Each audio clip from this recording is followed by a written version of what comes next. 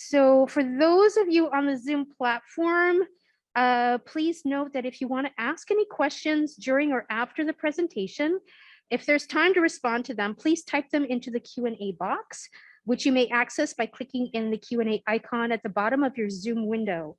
Verbal access and the chat functions have been disabled. And now I'm going to introduce today's guest.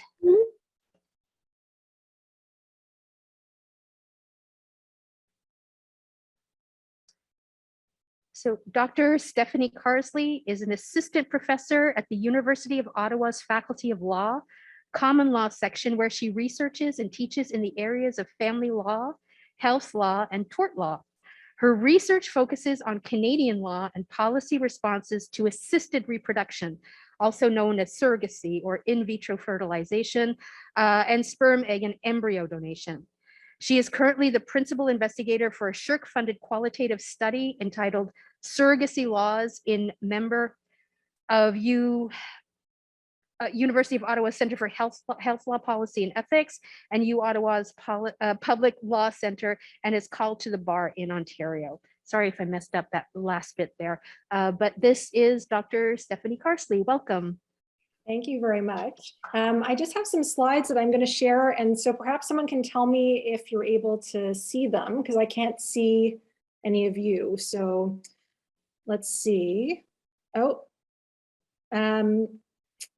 sorry. It just says, I think I need to be made a host to be able to share the slides. Is it possible just to make that change on the Zoom webinar?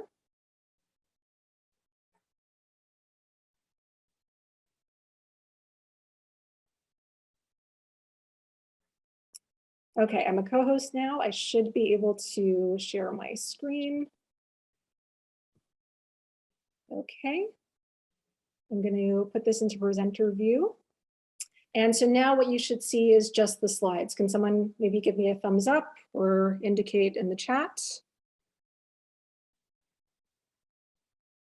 Okay, hopefully you are seeing them. I'm not getting any indication. Okay. So anyway, I'm going to get started. Thank you so much to the organizers for inviting me. I'm really delighted to speak about some of my research on surrogacy in Canada. And I'm sorry I can't be there with you in person.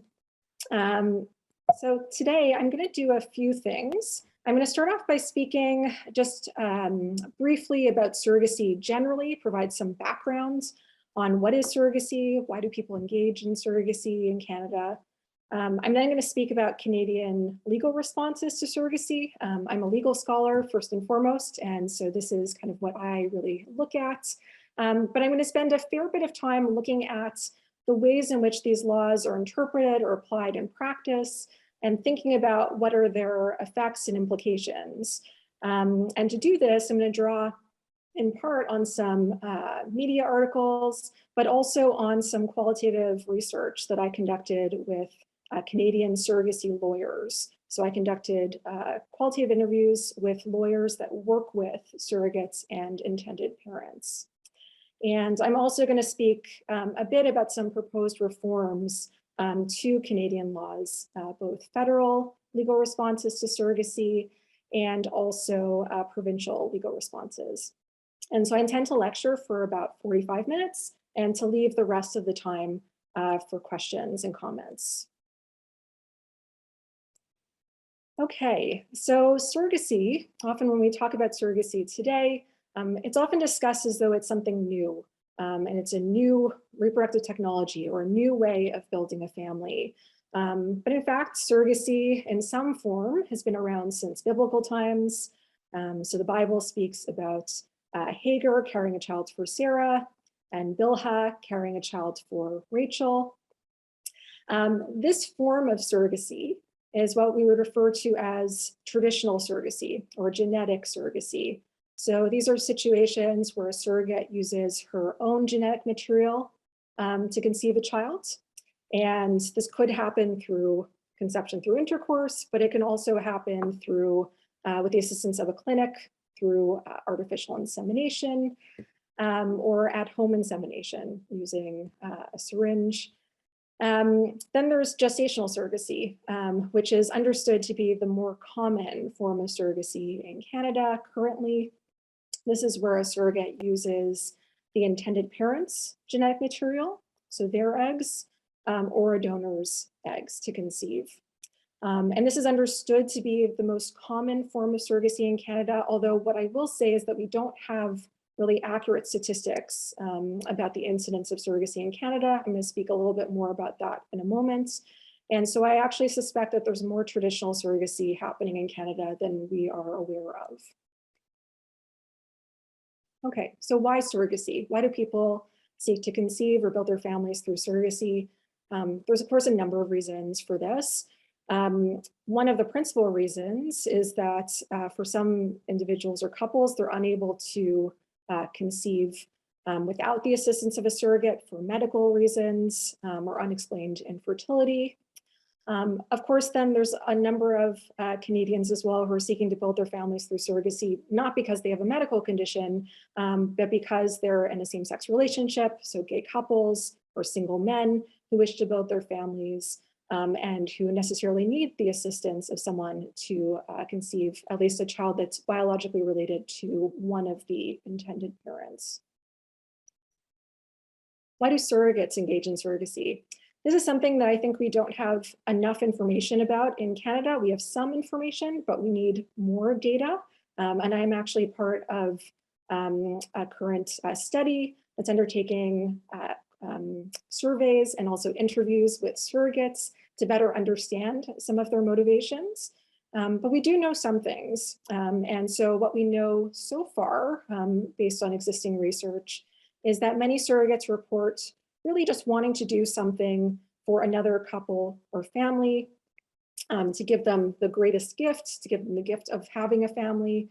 Many of them report having had someone in their family who either experienced infertility or needed to use a surrogate, and so that inspired them to engage in surrogacy. And many women who act as surrogates also report that they had easy pregnancies or that they really enjoyed pregnancy. And so some of them say things like, I really enjoyed pregnancy, but I've finished building my family. I've had enough children, but I'd like to actually experience pregnancy again. And so this is something that I can do that's easy for me and that really helps other people. Some surrogates, of course, act for people that they know, so for family members or friends, but plenty of surrogates act for strangers. And so they meet them either through an agency or online or through someone that they know. And so there can be also motivations related, similar motivations, I think, related to either of those situations, but obviously maybe a little bit different if you're acting for someone you know. And one of the questions I often get asked is whether surrogates are engaging in surrogacy in order to make money, so for compensation. There may very well be some surrogates who are receiving some form of remuneration for acting as surrogates. That might be a motivation for some of them. Again, I don't think we really have clear data suggesting that that is the case or is the case in Canada. And one of the reasons for this, and again, I'm going to speak about this more in a moment, is because of our particular legal responses to surrogacy in Canada. So we actually prohibit payment for a surrogate in Canada. Okay, what do we know about the incidence of surrogacy in Canada? Again, we don't have really accurate statistics about how often surrogates are giving birth to children in Canada.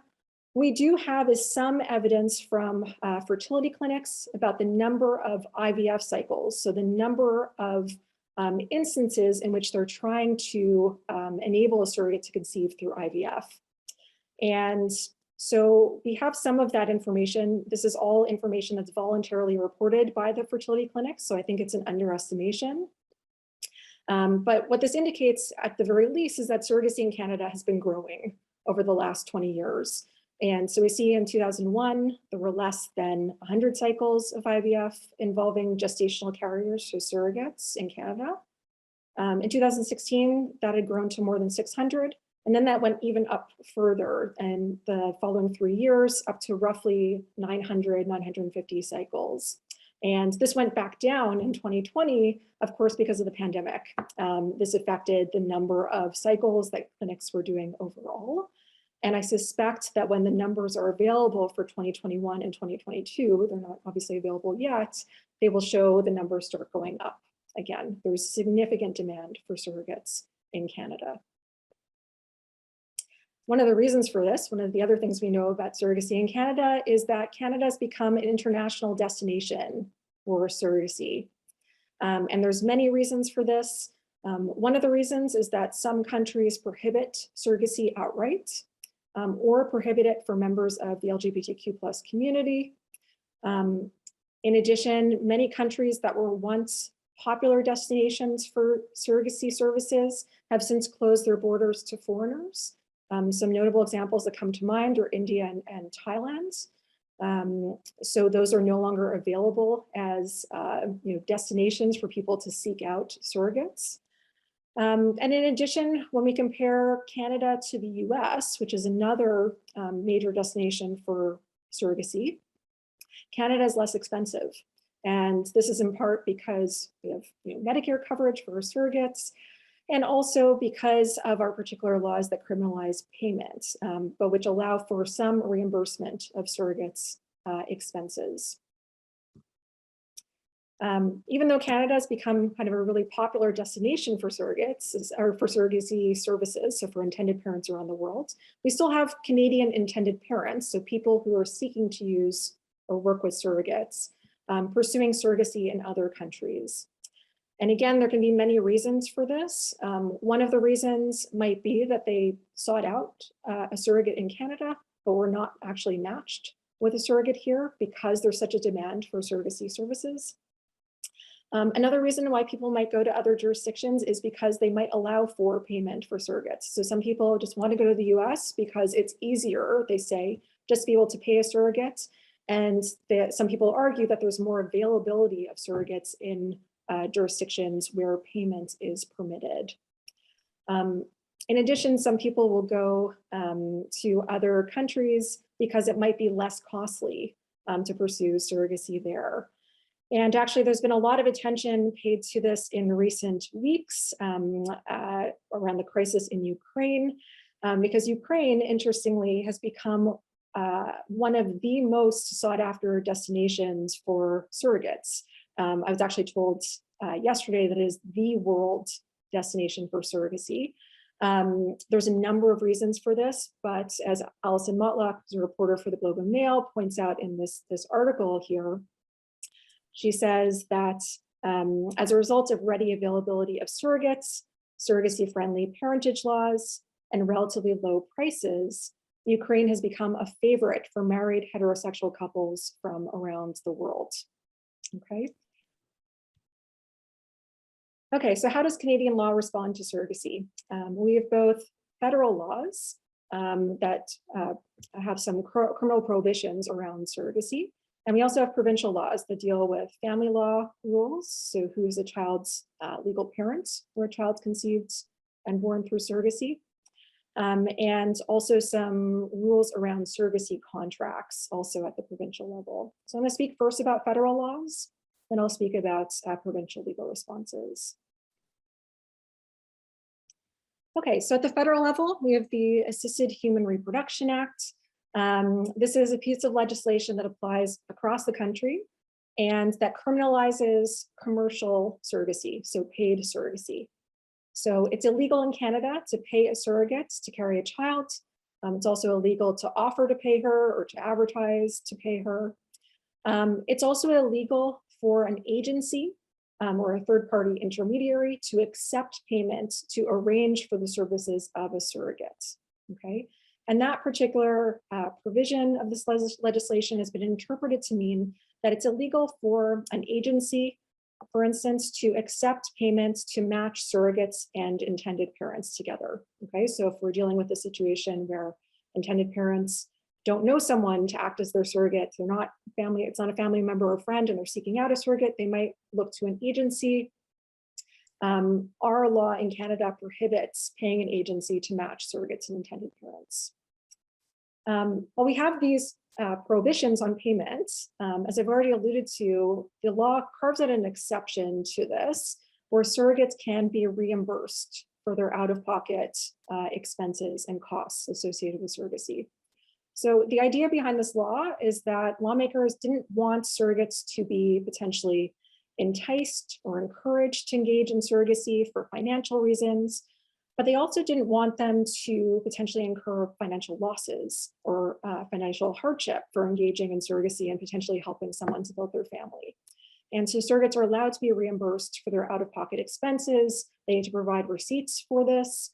And they can also be reimbursed for lost work-related income, but they need a physician's note indicating that they need to be, for instance, on bed rest so that they're unable to work. These laws importantly target intended parents and agencies. They don't target surrogates. So surrogates themselves would not be in any way prosecuted under this act if they accepted payment. And the law also makes clear that surrogates need to be over the age of 21. So they prohibit, for instance, a medical practitioner from performing IVF on a surrogate who's under the age of 21.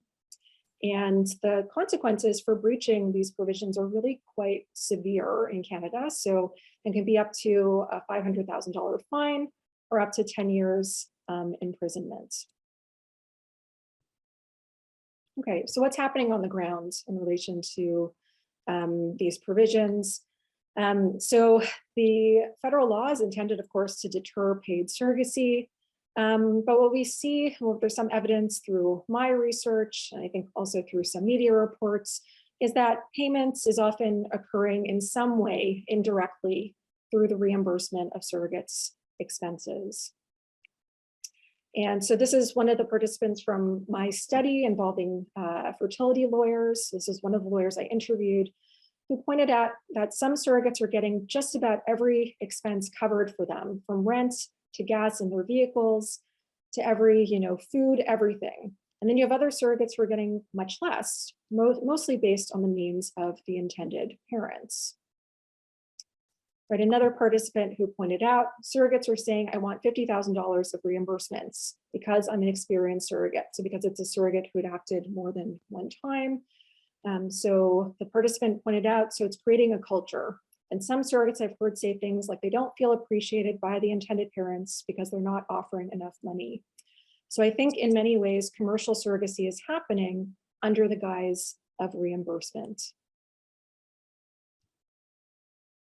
I was also told of surrogates receiving bonuses or receiving additional money for things like if they're a second-time or experienced surrogate, if they need to undergo a cesarean section, or if they are pregnant with twins, triplets, or other multiples, which some of the lawyers I interviewed in my research pointed out might result in a surrogate requiring further reimbursement.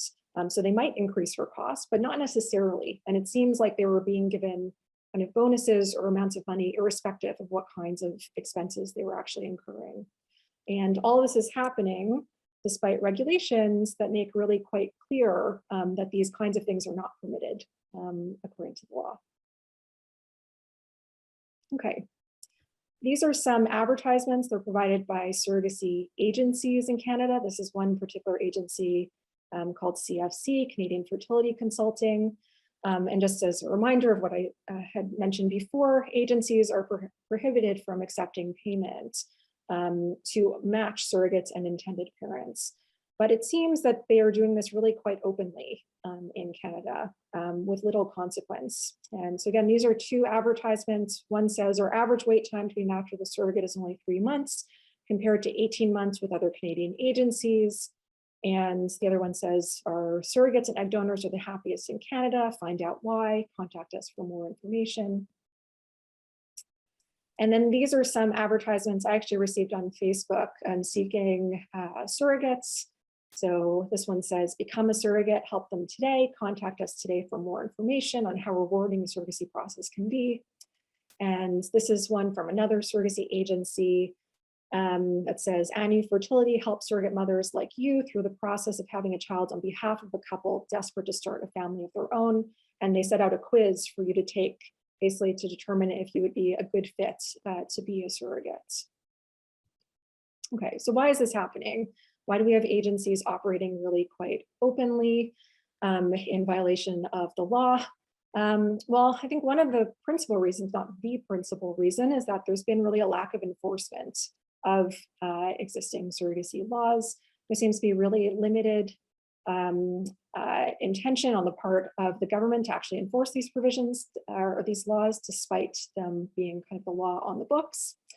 And there's been only one prosecution under the federal law since 2000, and this happened, sorry, in 2013. And this was a case referred to as the Picard Case. So this was a situation where a Canadian fertility agent, it was actually the agent who's associated with the agency that I just showed some of the advertisements.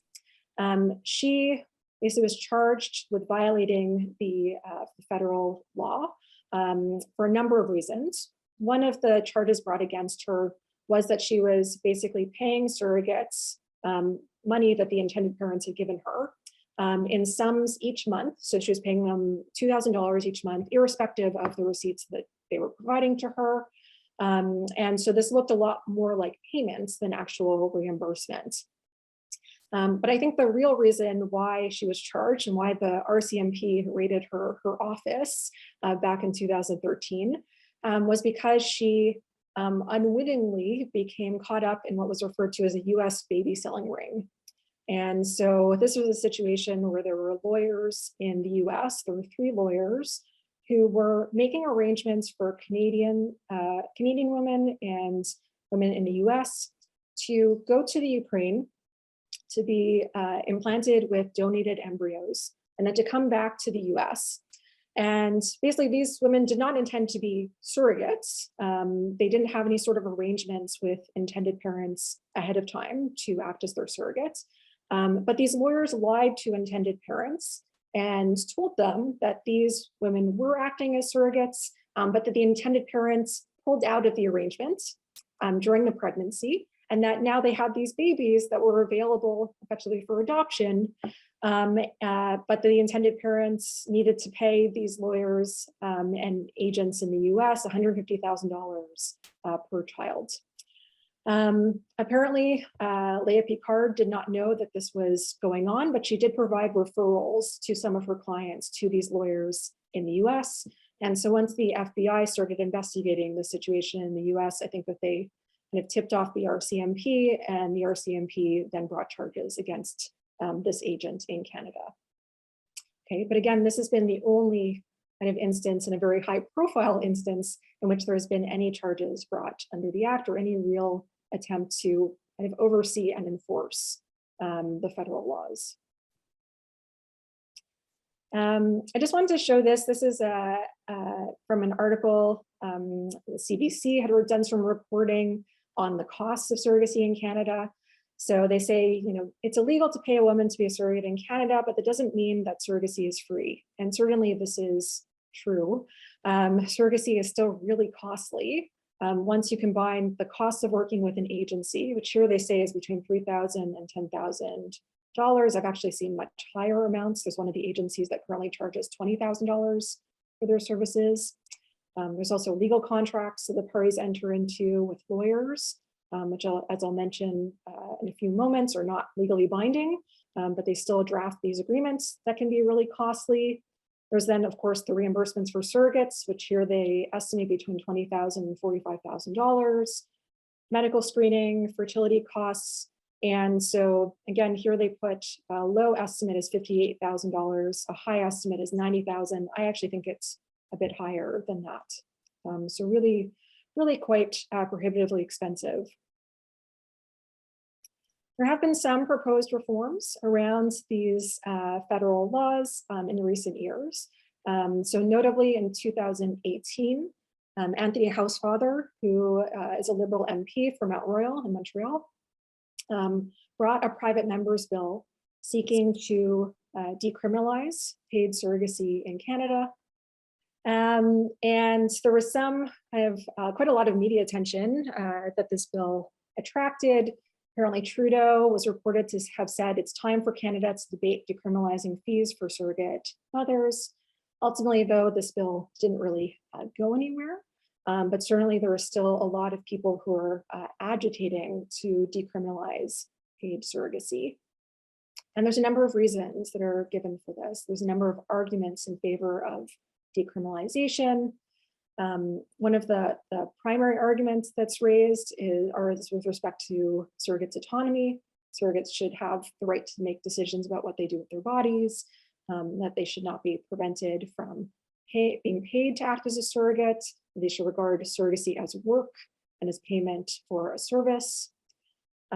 There's also been quite a number of scholars and activists who have pointed out that while historically the connection has often been made, or the argument's been made, that payment could lead to the exploitation of surrogates, many people have pointed out that just because a surrogate is paid does not mean that she's necessarily going to be exploited, and vice versa. Just because a surrogate is not paid does not mean that she will not be mistreated in some way. It's also been pointed out that criminalization potentially pushes surrogacy underground and increases surrogates' potential vulnerabilities. In addition, one of the arguments that's often raised in relation to decriminalization, and certainly was raised by Anthony Housefather when he brought his private members bill, is that allowing for payments would increase access to surrogacy in Canada because there would be more individuals willing to act as surrogates. I'm not sure that that's entirely true, although that argument has been raised. I think it can actually cut both ways, because I think also allowing for payments, especially if it's unregulated payments and on a free market, could make surrogacy even more prohibitively expensive. And so even less individuals might be able to actually afford to work with a surrogate as well. And then another argument that's made is that the agency's services are desperately needed. And so that's one of the reasons, of course, why the agencies have been able to operate quite openly, is that many people don't know, who want to pursue surrogacy don't know someone who can act as a surrogate for them. And so they'll seek out the agency's assistance, and that perhaps decriminalizing payment for these agencies, but further regulating maybe these agencies' practices might be a better alternative. The most recent development in relation to the federal law was a Senate bill that was brought in 2020. But again, this didn't really go anywhere. And so it remains to be seen whether we're going to move towards these reforms to decriminalize paid surrogacy and when this might happen. Okay, so I'm going to turn now to provincial legal responses to surrogacy. So family law rules pertaining to surrogacy, and also how the law responds to surrogacy contracts. Okay. So every province responds to surrogacy a little bit differently, but there are some commonalities. And so I'm going to kind of point out some of those, and then also some of the differences. So across Canada, irrespective of where the child is born, the surrogate is presumed to be the child's legal parent.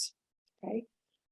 But the surrogate can consent to give up her parental rights to the intended parent. So she can consent to them being legally recognized as a child's sole parents. The means through which this happens, though, so the way that this happens depends upon the particular province in which the child was born. And so, for instance, in Quebec, the child is adopted by the intended parents. So one of the intended parents is automatically legally recognized. The other parent adopts the child. In Ontario and British Columbia, the process is really quite different. There, the intended parents can be registered as a child's sole parents following the birth, but they need to have met certain requirements prior to conception. So they need to have, for instance, entered into a surrogacy agreement prior to conception and have received legal advice. In Alberta and Manitoba, it's different as well. Their intended parents need to go to court to ask for a judicial declaration to be recognized as a child's sole parents. But in any of these provinces, the surrogate is required to give her consent following the birth to relinquish her parental rights. Okay, so it's not an automatic that the intended parents are legally recognized. So then what happens if the surrogate doesn't consent? And I get asked this question quite often. This seems to be one of the quintessential concerns associated with surrogacy, both historically and today. And so again, the answer to this question depends upon the particular province in which the child was born. So if the child is born in Quebec or Alberta and the surrogate does not consent to give up her parental rights, which is rare, but has happened, in those instances, the surrogate maintains her parental rights. So in Quebec, the surrogate could be legally recognized along with one of the intended parents, so specifically along with an intended father. In Alberta, just the surrogate would be legally recognized in that instance. And there's kind of no flexibility or discretion that's given to a judge to make a determination that the intended parents would be the child's sole parents instead of the surrogate. In Ontario and British Columbia, it's different. So there, a judge is given discretion. So in the event a surrogate refuses to give up her parental rights following the birth, the intended parents could bring an application to be declared to be the child's sole parents. And the court is going to make a decision based on what they deem to be the best interest of the child. And we don't really know what the court's going to decide in that instance. We actually don't have any reported cases in Canada involving these kinds of disputes where judges have needed to make that determination. And so again, there's some discretion given there, but there's no guarantee that the intended parents would be recognized, although they very well might be in those provinces. What about surrogacy contracts? Well, we know in some provinces through their legislation that they make clear that surrogacy contracts are not binding or enforceable. I also think that surrogacy contracts across Canada would not be legally binding or enforceable, even if a province's legislation doesn't state this, just because of existing case law. But so what does this mean ultimately? Well, it means that even if the parties signed an agreement ahead of time, indicating that the intended parents intend to be the child's legal parents and the surrogate does not intend to be the child's parents, this is not binding. So a court will not enforce that agreement. And so in the event of the kind of dispute that I was just discussing where a surrogate refuses to give up her parental rights, the intended parents can't go to court and say, here, we have a signed agreement, and so therefore I should be legally recognized as the parents. That's not something that can happen. But a court will look at that agreement as evidence of the parties' intentions and something, it's a factor that they will consider basically in determining who would be the child's parents. The fact these agreements also aren't binding could mean that provisions around a surrogate's expenses, for instance, would not be enforceable. So intended parents could not be compelled, for instance, to reimburse a surrogate for her expenses that they have not reimbursed her for. And in addition, any provisions in these contracts around the surrogate's behavior, and I'm going to get into this in more detail in a moment, also would not be legally binding or enforceable as well. Okay, so what's happening on the ground as a result of these parentage laws or despite them? Well, one of the things we see is what we refer to as forum shopping. So intended parents seeking out a surrogate in particular provinces or asking their surrogate to travel to a particular province in order to give birth because they have a more favorable parental regime or parentage laws. And so Ontario and British Columbia have long been regarded as kind of the most favorable provinces. I think Alberta is also starting to be recognized as one as well, but for some reasons might not be as favorable. And so, for instance, I was told of instances where surrogates from Quebec were asked to drive over the border to Hawkesbury to give birth so that they would give birth in Ontario. I've also been told of contracts, so surrogacy agreements, that lawyers draft that seek to restrict surrogates' travel. So for instance, Dara, one of my participants, pointed out, we want to make sure that we know exactly which province the child is going to be born in. So often there'll be a commitment that she won't leave that province after 5 months of pregnancy. And she pointed out that in Alberta, it takes 2 days to get a court order to get an intended parent on the birth certificate.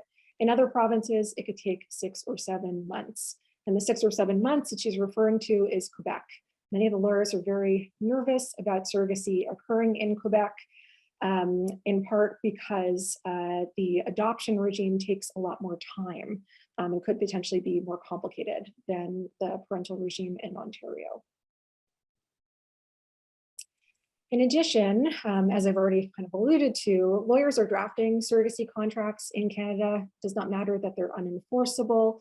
One of the reasons for this is actually that some provinces' legislation actually requires the drafting of some form of agreement as part of their parentage process. So Ontario, for instance, requires the drafting of an agreement that sets out who intends to be the child's legal parents. That's really what it requires. But many of these lawyers are drafting really lengthy, complicated agreements. I'm told some of these agreements are up to 50, 60 pages, setting out all these different terms that are meant to govern the parties' relationship. And I have some concerns that these contracts may mislead surrogates and intended parents about the legal weight that would be afforded to them, because as I've noted, these contracts are not legally binding, but I think some of them communicate that they would be. And so what are some of the provisions in these contracts? I've already alluded to some of them. One of the provisions in these contracts is always pertaining to parentage. So who intends to be the child's legal parent? There's also typically clauses that indicate the kinds of expenses that surrogates will be reimbursed for. There's also typically provisions around confidentiality and contact. So whether the surrogate, for instance, can post on Facebook that she intends to carry a child for someone else. How much contact will the surrogate have with the intended parents or the child following the birth? There's also often provisions relating to the medical treatments that surrogates will receive. So how many times they agree to undergo in vitro fertilization treatment, for instance, an attempt to conceive. And these contracts may set out the risks associated with this treatment or with pregnancy, and typically say something along the lines of the surrogate assumes the risks associated with this. There's also very typically provisions around abortion and selective reduction. And so these are provisions that will indicate the parties' preferences with respect to this. And so often this depends upon the intended parents or the surrogate's particular beliefs. And so often the agreement will say something like, while the intended parents recognize that the surrogate has a right to make decisions about her body, she agrees to basically make decisions in accordance with the intended parents' wishes. So for instance, if the child is found or the fetus is found to have an abnormality and the intended parents wish to abort, that she'll go along with their wishes. Sometimes though, it will indicate that the surrogate does not agree to abort under any circumstances. And this is something that the parties negotiate ahead of time. In addition, as I've already alluded to, there's sometimes provisions around the surrogate's behavior. So what she can and cannot eat, the kinds of activities that she can and cannot engage in, provisions around her sexual behavior or her travel. And so for instance, I've seen contracts that will say things like the surrogate will not eat sushi or raw milk cheese, that she won't eat aspartame or Splenda or chocolate or caffeine during pregnancy. Some of these contracts will say that she won't go on roller coasters or skydiving, or won't be near cat litter, or won't engage in other activities that are viewed as some way risky to the fetus. Also, these contracts typically stipulate that the surrogate won't engage in intercourse around the time of that she's undergoing IVF in order to prevent her from becoming pregnant with her own biological child. But sometimes these contracts will also say that she agrees to abstain completely during pregnancy, and it's not really clear why those kinds of provisions are included. And as I've mentioned already, some of those restrictions on a surrogate's travel to try to control where the surrogate is going to be giving birth. And finally, some of these contracts contain provisions indicating what will happen in the event a surrogate breaches the terms of the agreement. So in the event she doesn't follow all of these conditions of the agreement, these are the provisions I found, I think, most worrying. And so these say things like, in the event of a material breach of the contract by the surrogate won't be reimbursed for expenses going forward. She may need to repay any expenses already paid to her. She might be liable for additional damages, so she might be sued by the intended parents for them to for some compensation, or injunctive relief is a possibility. So that means that they could apply to court basically to require the surrogate to not do something. So let's say not travel. And so of course I asked the lawyers who were telling me about these contract provisions, what is a material breach? What counts as this? One of the lawyers pointed out, well, it depends how the contracts are drafted. Sometimes they're really punitive. Sometimes they would include eating brie cheese. So again, the idea here is that a surrogate might need to repay the expenses paid to her because she's eating raw milk cheese. That was really uncommon. More commonly, the kinds of things the lawyer said would constitute a material breach would be things like the surrogate refusing to give up her parental rights, surrogate becoming pregnant with her own biological child, the surrogate refusing to abort where the intended parents have asked her to terminate, or the surrogate engaging in some behavior that causes harm to the fetus. And so this is just an example of kind of a breach clause pertaining to abortion that one of the lawyers pointed out to me. So Eleanor said, so I've had, parents who have no genetic connection to the child, and in the abortion clauses, they might ask that if she does refuse the abortion, they would like a clause saying that there's a clear understanding that they're not taking the baby. There's a breach, they want all their money back, and they're not taking the baby, and I put that in there now routinely. Many of the lawyers I interviewed pointed out that the real purpose of these agreements is to communicate the parties' expectations, intentions, effectively to ensure that they're on the same page prior to conception, so prior to going forward with the surrogacy process, in order to prevent disputes from arising. I do think this is kind of the main purpose of these agreements. But some of the lawyers indicated to me that they believe that these agreements would be binding, which I think is just wrong. And it seems that some of them, even though they understood them to not be legally binding, wanted their clients to understand them to be binding. So I think that it may be really desirable to further regulate and standardize these agreements. This is something I've been arguing in favor of. I think that surrogacy contracts, if they exist as part of provincial regimes, parentage regimes, should really only contain provisions that might be given some legal weight. So they can indicate who intends to be the child's legal parents. They can indicate what the intended parents agree to reimburse the surrogate for. But all these other kinds of provisions around a surrogate's behavior and medical treatment and termination, I think these are all things that certainly surrogates and intended parents should have conversations about ahead of time, but that I don't think belong in a legal document or in a legal agreement, and are things that I think social workers and counselors are perhaps better placed to speak with their clients about, to have conversations on these issues ahead of time rather than lawyers. Okay, so my wish for potential regulation of these agreements might come true, at least in Quebec. There's been some very recent proposed reforms to Quebec's family law rules, and particularly its rules around surrogacy. We have Bill 2 that was introduced in October 2021, which proposes major reforms overall to the Civil Code of Quebec's family law provisions, but specifically would seek to further regulate surrogacy arrangements in the province.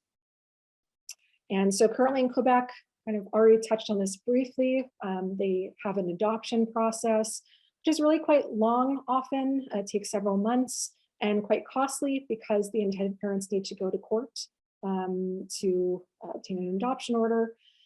In addition, under Quebec's current rules, some intended parents who pursue surrogacy might not be recognized, so have no means of being recognized under the law, even if the surrogate consents to give up her parental rights. So even if everyone is in agreement and they enter into the surrogacy arrangement and the surrogate, of course, wants to consent to give up her parental rights following the birth, lesbian couples are unable to be both legally recognized pursuant to Quebec's current laws, and also unmarried intended parents who haven't cohabited for 3 years also cannot be recognized. And there's a recent case involving just that kind of situation.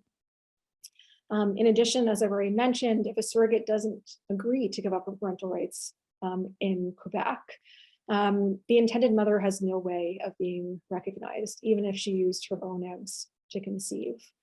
And in Quebec as well, we don't have any regulations around surrogacy contracts. What we do have is a provision stating that surrogacy contracts are absolutely null, so legally unenforceable.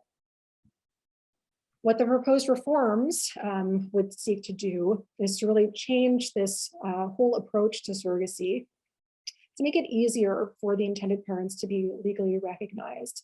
And so the proposed reforms, I think, are quite closely modeled on Ontario's current laws, where they would allow intended parents to be legally recognized and to be registered on the child's birth certificate a few days following the birth, provided certain requirements are met prior to conception. So providing both parties obtained counseling, they entered into notarized agreements setting out their intentions with respect to who intends to be the child's parents, and providing, again, that the surrogate consents following the birth. And if these requirements are not met, so if they don't pursue counseling or an agreement, or the surrogate doesn't consent, then they could still potentially be legally recognized, but they would need to go to court. So then the process would be a little bit more expensive, a little bit longer.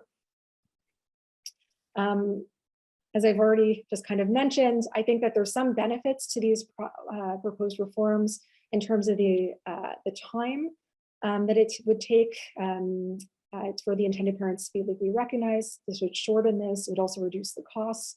I also think that there's important symbolism behind these laws, in that it would allow both intended parents to be recognized at the same time, whereas now it's the case that one of the intended parents is recognized shortly following the birth. The other parent needs to wait to actually adopt their child.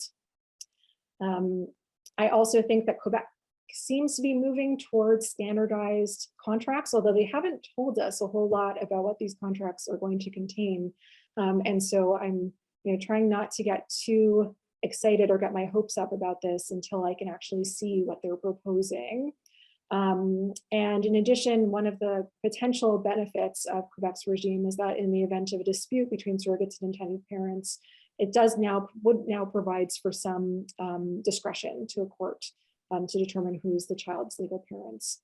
And overall, these proposed reforms would effectively legitimize surrogacy in the province, so that people would not feel that they have to, let's say, drive into Hawkesbury to give birth. So I think that that would also be a positive development.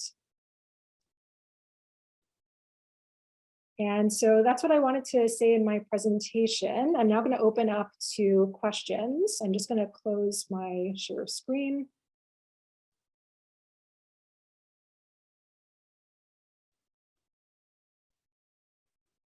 Okay, so I'm really keen to hear your questions and comments. I can't currently see anyone, so I'm not sure if a moderator might be able to come on camera.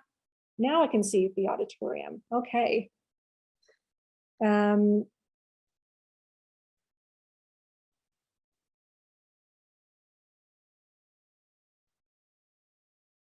Oh, I see a potential. I can't hear anything though yet. How can you hear me? I can. Great, great. Hi, I'm Hi. Layla. Hi, nice to meet you. Nice to meet you in person. So thank you very much. We're going to open it up to the questions now. Does a student want to get the ball rolling? Probably most of you are not considering surrogacy at this stage of your life. But nonetheless, it does open up some philosophical questions, if nothing else. I've got my colleague here, Ingrid. Hi, I just wanted to ask one question. I saw that lesbians are not allowed to have a surrogates. Yeah. And I was just wondering why that is. What is the logic? Does this mean, for instance, that homosexual couples, men are allowed, but it's just females who are not allowed? Or is it generally against people that are gay? Yeah, no. So it's just because of, unfortunately, because of a gap in the law. So the law hasn't actually sought to respond to surrogacy directly in Quebec. And so the ways in which the civil code is structured is that it basically allows for where a child's born through surrogacy, the surrogate is legally recognized as a child's mother. one of the intended parents, so an intended father, could be recognized alongside her. But if there's no intended father, okay, the civil code doesn't allow for the recognition of two women in that kind of situation. So in a situation involving surrogacy. And so gay men can actually be legally recognized currently where a child's born through surrogacy in Quebec. The fact that a lesbian couple cannot was not something that was intended by lawmakers. It's just because of how the law is currently structured. And so of this model of like a man and a woman being parents, you know, like this is definitely, I think, a bias, a cultural bias. 100%. And we have rules that allow for the recognition of lesbian couples where they conceive through sperm donation, for instance. Again, it's just because there's this lack of regulation around surrogacy and that these kinds of situations have not been contemplated, the law hasn't caught up. And no one, I think, was really thinking about these kinds of situations until there was some talk about reform, and it was pointed out that this is one of the problems currently. And if I'm not mistaken, on that list where you had the lesbian couples, there was also, I think, people that had to be together for 3 years or something like common law spouses. So what's the logic behind that? So again, that's also the way in which the code is structured. So the ability for people to be recognized as the parents of a child born through surrogacy is through what's called a special consent adoption. And in order to adopt by special consent, you need to be, let's say, a relative of one of the child's parents or a spouse of one of the child's parents. But there they define spouse as requiring cohabitation for 3 years. And so in that way, there's this restriction, again, that was not intended to affect couples engaging in surrogacy in this way. But that has had this effect. And so there's this recent case that was brought where there was a couple who separated just shortly after the child's birth, prior to the intended mom being legally recognized. And because the couple had not cohabited for 3 years, the intended mother was unable to be legally recognized. Again, it's a gap in the law. I think it's something that people recognize as a problem, and it's not something that's been addressed quite yet. Do you think it will be addressed soon? Well, we're hoping that if Bill 2 comes to pass, this would address many of these issues. So it would address actually both of those issues that I just raised. But it remains to be seen whether this bill is going to pass prior to the coming election. I think that there's some hope that it will, but there were some problems also with the bill that we were introduced, and so they have some changes that need to be made. I have some tech issues, so I'm not seeing, I think, you or anyone. The screen keeps changing, but it's okay. Right. Just give us a moment.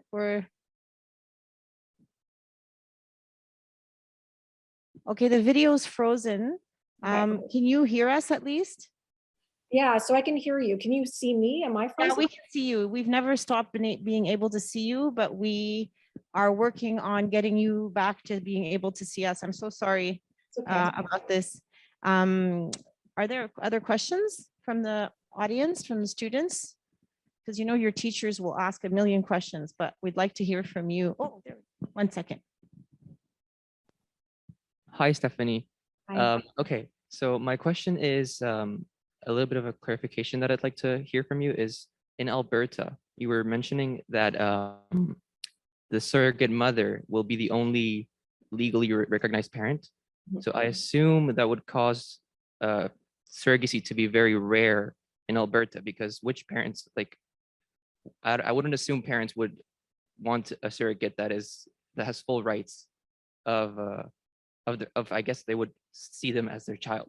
So like I'm trying to ask you if basically, is surrogacy rare in Alberta? Does it ever happen, or do parents typically choose to move to other provinces to carry out surrogacy? Yeah, so it's a good question, and I should clarify. So in Alberta, it's not the case that the surrogate is necessarily going to be the parent.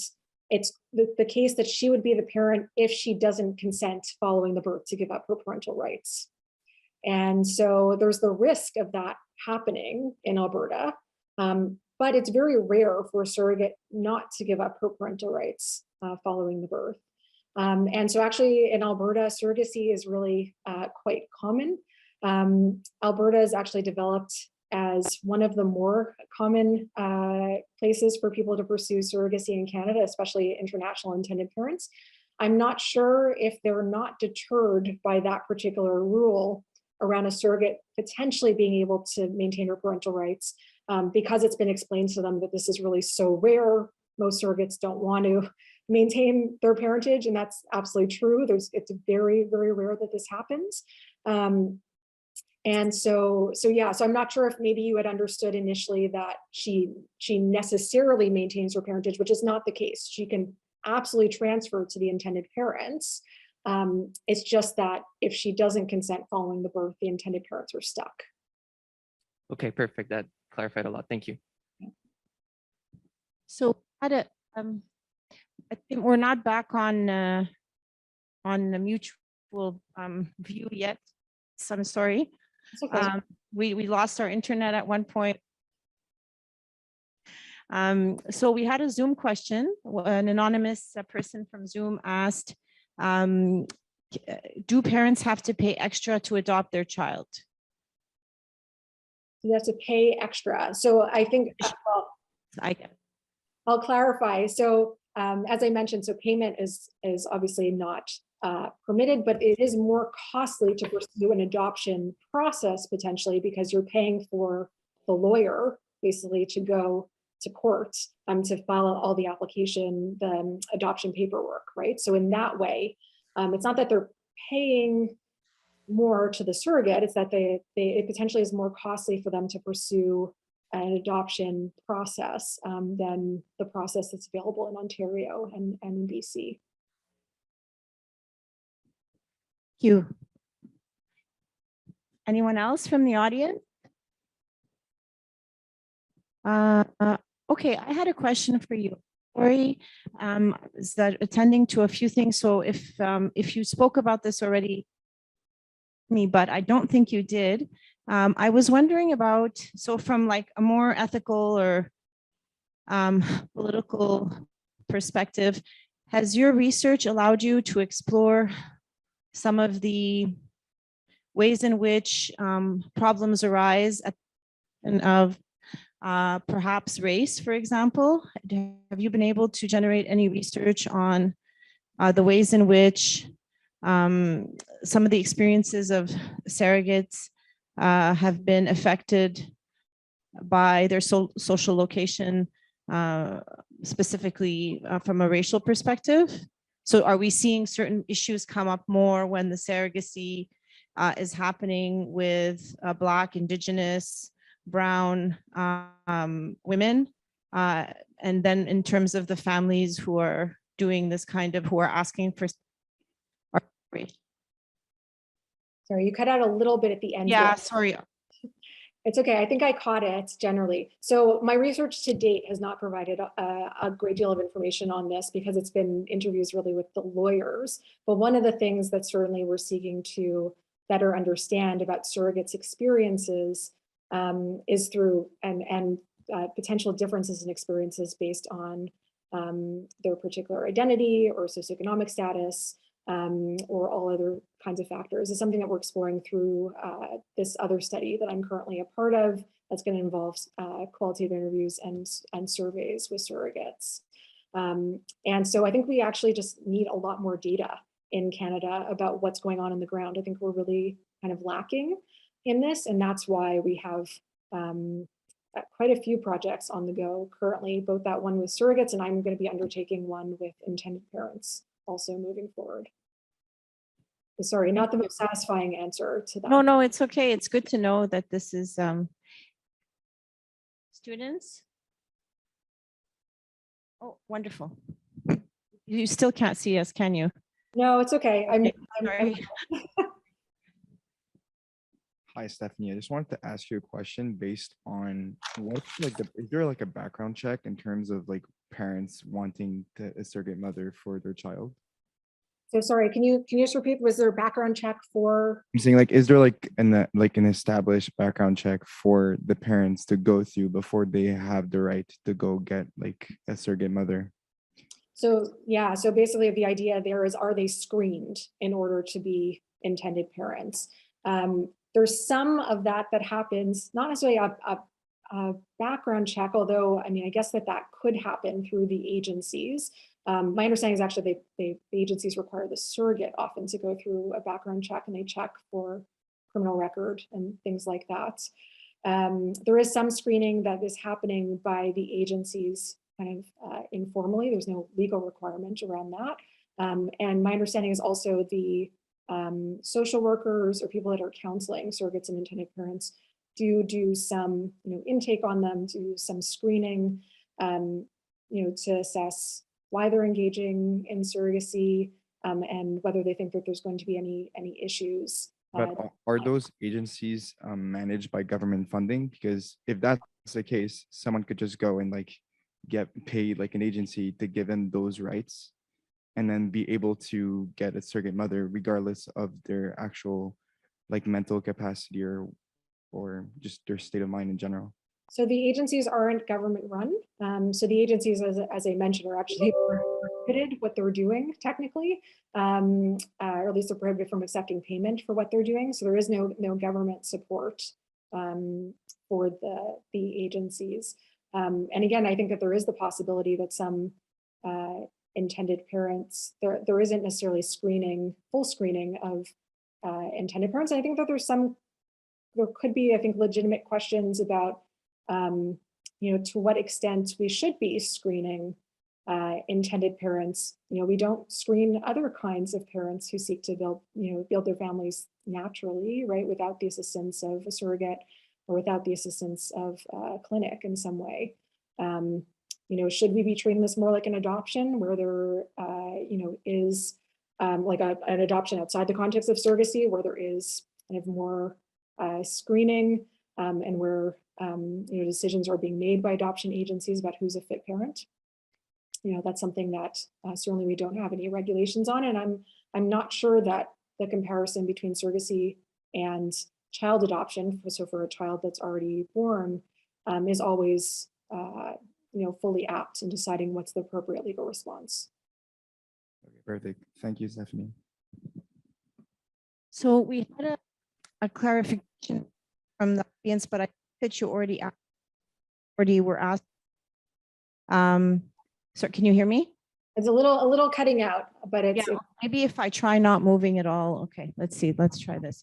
So just to confirm, you did say earlier that a lesbian couple cannot use a donated sperm in Quebec. they can. They can. Yeah. Oh, sorry. Okay. Yeah, no, of course, a lesbian couple, and actually Quebec was one of the first provinces to introduce laws really recognizing that. They were pioneers in recognizing lesbian couples being able to use a sperm donor and then being legally recognized as the child's sole parents to the exclusion of the donor. I think I was just making the point there that we do recognize that, but we don't recognize where they seek to build their family with the assistance of a surrogate. So they could, what you're saying is that their own bodies could be used to receive the sperm, but they couldn't. I see. Okay.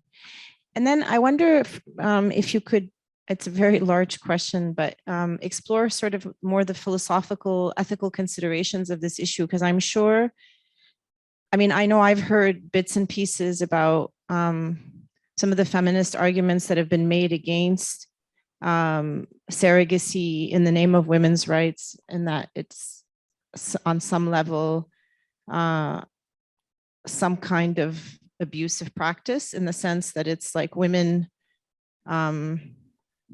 maybe perhaps being asked to, and I'm trying to phrase this carefully because I don't know enough about this, and I want to make sure not to say the wrong thing, but as far as I understood it, it was a question of women's bodies being used as a kind of I guess baby making space for people. And so what does that sort of evoke in terms of sort of philosophically speaking, when we're thinking about women's rights and ethical considerations? And then I guess I'm thinking also, since you've been speaking, I've been thinking of sort of more religiously directed arguments perhaps against this practice. And I wonder if you know anything about that, and If you could share a little bit of information. Thank you. Yeah, so, I saw you there for a second, but now you're gone. Yeah, so I'm happy to speak about, of course, some of the feminist concerns or arguments against surrogacy or concerns about surrogacy. Many of these, of course, have animated our existing laws. So, one of the concerns historically and certainly for some individuals today is about the potential for surrogacy to objectify and commodify women's bodies, irrespective of whether they're paid, right? So this idea that you're, using your body in this way, and you're carrying a child, but you're effectively being used by the intended parents to produce a product, so to produce a child. There's been, some concern around that. There's also been arguments made that surrogates will necessarily be exploited by the intended parents, that there's going to be power imbalances between the intended parents, especially if the intended parents are paying for their services, that they can require the surrogate to do all of these things because they're paying her, or that there also might be women who are economically disadvantaged or vulnerable in some way who might engage in surrogacy for money, and that was seen as something that is also undesirable and against Canadian values. Of course, there's been arguments about what is surrogacy? Is it kind of renting wombs? Is it using women's bodies appropriately? Is it going to result in different breeder class? So women of a particular background, engaging in surrogacy for really wealthy women. So these are all kinds of concerns that have been raised. Some of these concerns are things that can be addressed through empirical research, suggesting, for instance, that the connection that's being made between payment and exploitation, at least in certain countries, isn't always accurate. And we have no real evidence of exploitation of surrogates in Canada. Having said this, I think we do still need more research to be done. And my research did suggest, contrary to many other scholars, that surrogates are vulnerable in important ways in these agreements. So they can exercise substantial power also, and the power dynamics between surrogates and intended parents can be shifting over time. But we can't just say that surrogates are not vulnerable in these arrangements, which was what many feminist scholars were actually arguing as a response to some of these other feminist arguments about concerns about surrogacy. And so certainly there's feminists on both sides of the debate. Again, some of these concerns can be addressed through empirical work, but some of the more philosophical arguments about whether it is inherently objectification of women's bodies or commodification of their bodies is not something, of course, that can be addressed through that. That's based on a particular moral view. And then the religious stuff, have So you the- used echoes of that, like some of the religious arguments? So what are do you have a sense of what are the religious arguments you're thinking of? Because maybe I'm not. Well, just intuitively, I can imagine that from sort of a much sort of more conservative religious worldview, it could be seen that it could be announced or affirmed that this is not a quote unquote natural way to have kids. Yeah, well, I think historically there's been, I think generally in relation to reproductive technologies, there's been some religious opposition to use of in vitro fertilization, period, because we're creating embryos, right? So I think that's more where I've seen that kind of religious arguments, less so towards surrogacy. I mean, I can say, I've heard through my research, for instance, about, Orthodox Jews working with the surrogates to build their family, but wanting to seek to ensure that the surrogate is, let's say, eating kosher and fulfilling certain religious obligations that are important to them, but didn't necessarily have an issue with pursuing surrogacy. So you've had accounts of surrogacy in those communities, for example, because I was going to ask you, do we have any data on specific communities having recourse to this practice? I think it's super interesting. Yeah, so again, I don't have robust data on this. What I do have is stories from the lawyers. So that particular story came from one of the lawyers I spoke with, who was telling me how she was putting clauses in the surrogacy agreement indicating that the surrogate was going to keep kosher, for instance, and that the intended parents were going to pay for her to have a new dishwasher and also kosher dishes so that she could observe that. So that's more where I have a sense of that. We don't, again, have real research. Again, I think we will be doing this research over the next many, many years to collect more data about the particular communities and about intended parents and their particular religious beliefs or community. So interesting. Okay, folks, this is your last chance. Speak now or forever hold your peace. Not really, but just for today, I mean. Any other questions? Well, thank you so much, Stefanie. That was so interesting. Oh, was there another question? I think Sorry, behind you. Yeah. Oh, okay. Okay. Just once. Can you hang on with us another few minutes? Yeah.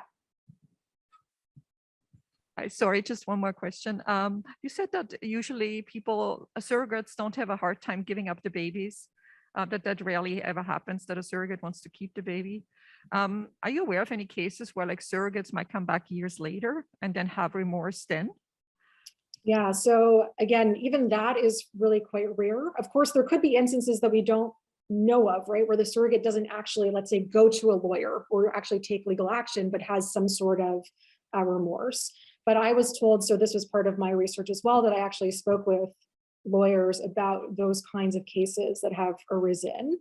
There have been there 3 lawyers that told me of instances where a surrogate either refused to give up her parental rights or sought to reclaim her parental rights after. And so there actually is a case, this is actually public in BC currently, where a surrogate gave birth to a child 4 years ago and is now seeking to reclaim some parental rights.